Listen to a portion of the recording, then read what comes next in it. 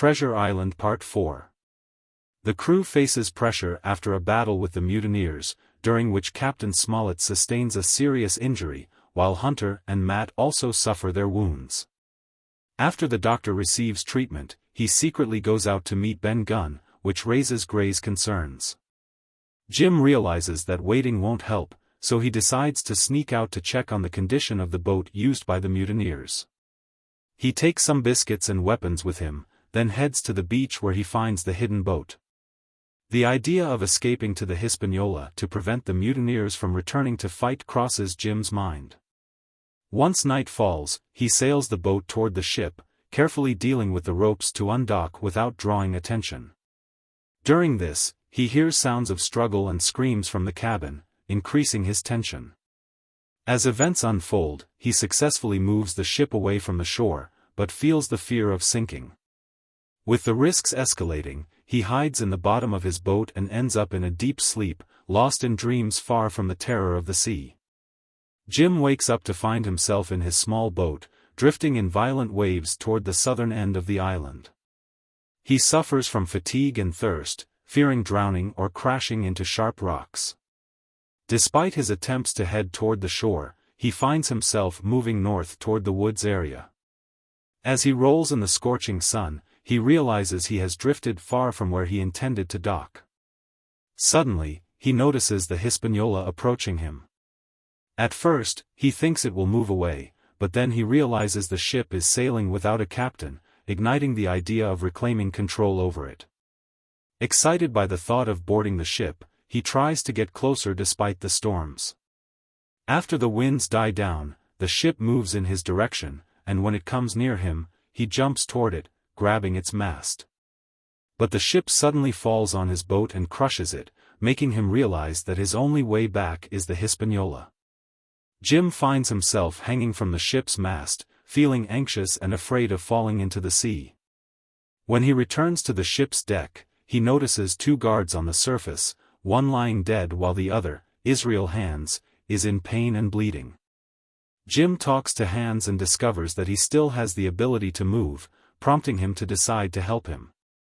Jim descends to the lower part of the ship and finds everything destroyed, but manages to locate some food and water. He returns to the deck to offer food and drink to Hands, who appears to be in pain but needs help. Jim tells Hands that he will lower the pirate flag and that he will regain control of the ship. Hands expresses his willingness to assist him in sailing the ship after he recovers. As Hands regains his strength, he begins to watch Jim with a suspicious look, indicating his malicious intentions. Hands asks Jim to go down and bring him the spyglass, but Jim realizes he wants to deceive him. Jim goes to fetch the spyglass but watches Hands closely and discovers that he is trying to grab a knife from the body.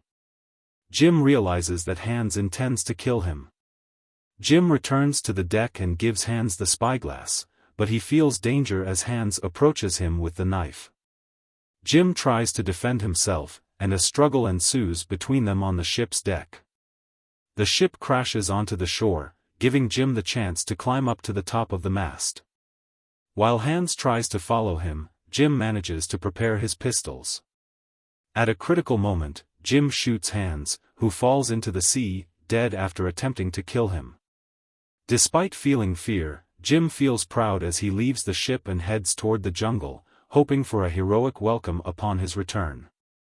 Along the way, his confidence increases, but he is filled with doubts about what awaits him in the Narian pirate camp. When he reaches the fort, he notices the darkness surrounding him, raising his concerns about the safety of his comrades. However, he sneaks inside, expecting to find a safe place.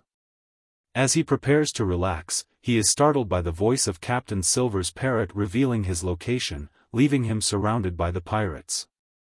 Jim finds himself trapped among the pirates.